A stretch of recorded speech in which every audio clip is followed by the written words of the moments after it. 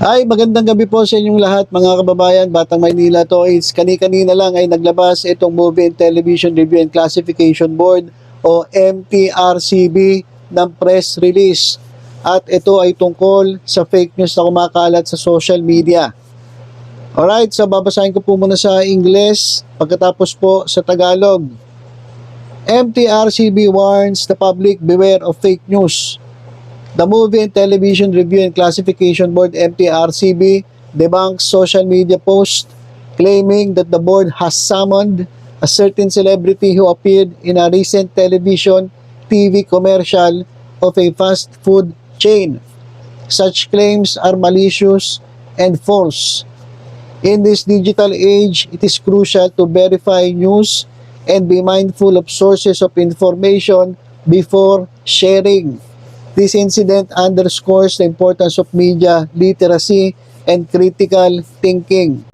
The MTRCB supports President Marcos Jr.'s administration and the Presidential Communications Office PCO in their campaign to combat disinformation and misinformation. We believe that we must put an end to the era of fake news and let truth prevail. Alright, so sa Tagalog mga kababayan, MTRCB nagbabala sa publiko, mag-ingat sa fake news. Pinabulaanan ng Movie and Television Review and Classification Board, MTRCB, ang mga post sa social media na nagsasabing ipinatawag ng board ang isang kilalang personalidad na lumabas kumakailan sa isang television commercial ng isang fast food chain. Ang mga paratang na ito ay may masamang hangarin at walang katotohanan. Sa panahon ng digital age, mahalaga na tiyakin kung tunay ang mga balita at maging mapanuri sa iba't ibang sources ng impormasyon bago ito ipamahagi. Pinapakita ng insidenteng ito ang kahalagahan ng media literacy at critical na pag-iisip. Patuloy na sumusuporta ang MTRCB sa administrasyon ni Pangulong Marcos Jr. at sa Presidential Communications Office, PCO, sa kampanya nito laban sa disinformation and misinformation. Naniniwala kami na dapat nang wakasan ang fake news at hayaan na ang katotohanan ang maghari. So yan mga kababayan, yung post ng MTRCB. Alright, saan po ba nanggaling yung sinasabi ng MTRCB na fake news? Ito po mga kababayan sa ating screen. Mapapansin ninyo, yan po ay isang Twitter account na ang pangalan ay Anima Christy Fermin. Itong account na to ay verified, meron pong check. At base dito sa description, ang kanya mga content ay Hear My Chismis, Twitter kanal humor, dog show, minsan satire, minsan totoo, cheka. So, entertainment and recreation. At itong Twitter account na to ay merong 11,600 followers. So, marami na pala itong nagugoyo, mga kababayan. Marami na palang sumusunod dito. Marami nang na-influensyahan itong Twitter account na ito. So, kapansin-pansin lang ang ginamit niyang pangalan ay Christy Fermin. Hindi natin alam kung totoong pangalan niya itong Christy Fermin. Kasi ang alam natin, kapag sinabing Christy Fermin, ito ay tumutukoy kay Nanay Christy Fermin. Ito pong pinagpipitagang showbiz personality, isa pong batikang manunulat at talaga naman pong naging haligi na ng showbiz industry dito sa Pilipinas. So pag sinabi Christy Fermin, yun ang unang pumapasok sa isip natin, si Nanay Christy Fermin. So, etong Anima Christy Fermin, hindi natin alam kung kung bakit ganyan yung pangalan ng kanyang Twitter account. So, ito dapat maimbestigahan. Totoo bang pangalan niya to o ginagamit niya lang yung Christy Fermin kasi yung Christy Fermin po ay popular. Kasi maraming ganun ginagaya yung pangalan kasi kapag nakita ng mga tao, ay, kay Nanay Christy to. Follow tayo. At every time na may magpo-post, syempre isipin ng tao, ako si Christy Fermin nag-post, so follow, basa.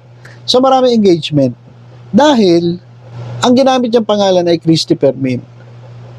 Sabi ko nga hindi natin alam kung talagang pangalan niya to. Pero maraming gumagawa ng ganun para lang makilala yung kanilang channel. Gumagamit sila ng mga sikat na pangalan, ng mga personalidad sa showbiz, sa politika, kung saan-saan. Basta sikat, gagamitin nila para lang mapansin yung kanilang account at medyo dumami yung followers. So dapat imbestigahan itong Christopher Min na ito, itong Anima Christopher Min. Kasi ang alam ko, hindi po ito pag-aari ni Nanay Christopher Min. Huwag po kayo magpapaloko mga kababayan kung kayo nag-follow dito dahil akala nyo ito po ay pag-aari ni Nanay Christopher Min. Mali po, hindi po. Kaya kung kayo ay naloko dahil sa pangalan Christopher Min, i-unfollow nyo na po. Sana nga, totoong pangalan niya yan para hindi siya ma-report. Kasi pwede pong i-report to kung ito po ay nanggagaya lang o gumagamit lang ng pangalan ng isang legitimate na pangalan ng isang tao. So ito dapat to ma-investigahan. Kasi dito po sa Anima Christopher Min, nag-post kasi siya eh. Ito yung mga kaibigan, yung pinag-usapan at kumalat po sa social media. Sabi dito sa Anima Christopher Min, yan po sa ating screen. Lala at MTRCB, ipatatawag ang McDonald's Philippines at si Vice Ganda dahil umano sa pagkain ng Chicken McDo gamit ang bibig na tila may hawig sa paraan ng pagkain nito ng icing sa It's Showtime na nagpapakita na sarap ang host sa pagkain.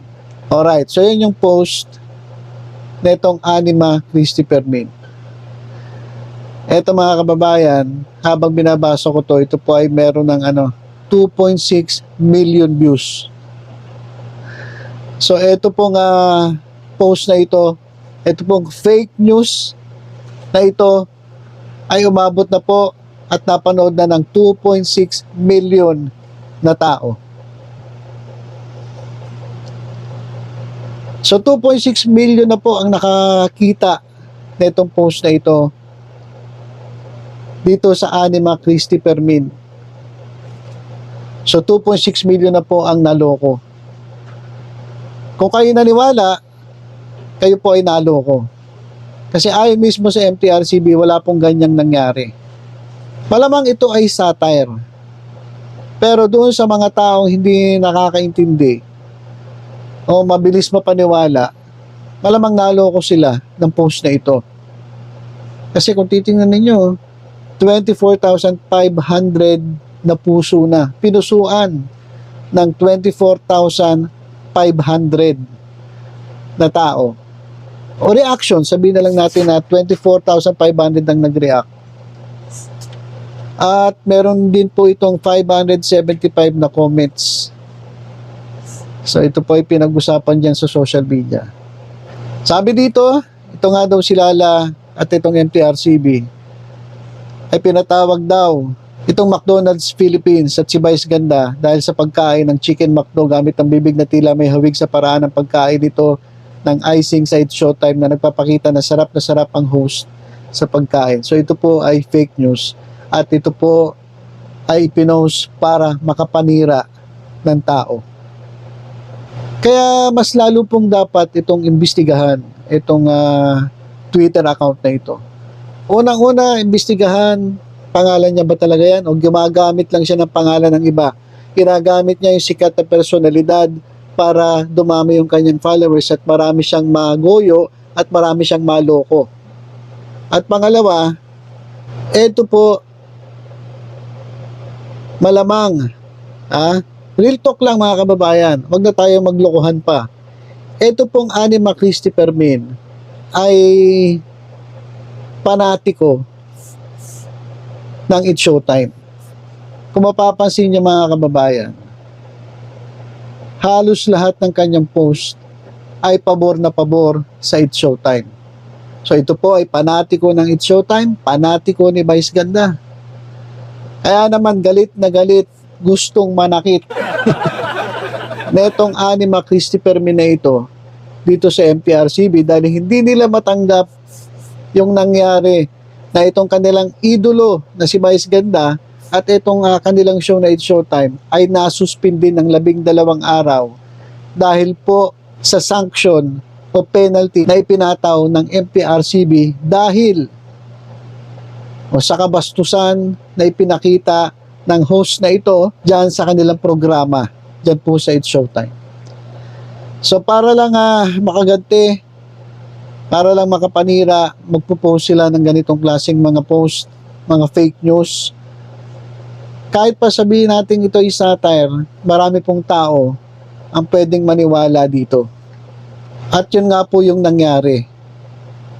Kumalat po sa social media, ang dami po siguro nagtanong sa MTRCB, totoo po ba ma'am na pinatawag nyo itong McDonald's Philippines at itong si Vice Ganda? O dahil dito, dahil dyan? Malamang ganun na nangyari, nakarating ito sa MTRCB. Dahil kumalat na po itong fake news na ito. Isinare po ng isinare ng mga ng mga tao, lalong-lalo na yung tuwan-tuwa dito. Natuwan-tuwa na masisira itong si Lala Soto at itong MTRCB. At hindi lang yun. Itong post na ito, pwedeng sabihin na, nako, sinisira ni Christopher Min si Lala Soto. Kasi ang pangalan ng nag-post, Christopher Min. Oh. Di ba? So mag-iingat po kayo mga kababayan sa mga ganitong klaseng mga post. Post po ito ng panatiko, ng It's Showtime panatiko ni Vice Ganda. At ang layunin nito ay manira para siraan itong si Lala Soto at mag-create ng pag-aaway o gustong pag-awayin si Nanay Christopher Min at si Lala Soto. Na ito lang ang sasabihin ko sa inyo, malabo pong mangyari yan. Mas malabo pa po yung iniisip niyo at gusto niyo mangyari. Malabo pa po yan sa sabaw ng pusit. At tandaan niyo po yun, hindi po mangyayari yon na pag-aawayin niyo si Nanay Chrissy at itong si Lala Soto. Imposible pong mangyari yon. Kaya dito sa Anima Christopher Min, dapat po ito ay magkaisa po tayong lahat na i-report at imbestigahan kung ito ba talaga ay legit at paano naging verified account, pangalan niya ba talaga yan o ginagamit niya lang pangalan ni Nanay Christopher Min para dumami ang kanyang followers. At dapat din mabigyan ng parusa sapagkat nagkalat po siya ng fake news. Alright? Tutok-tutok lang sa Batang Maynila Toit sa mga updates. Ingat po tayong lahat. God bless.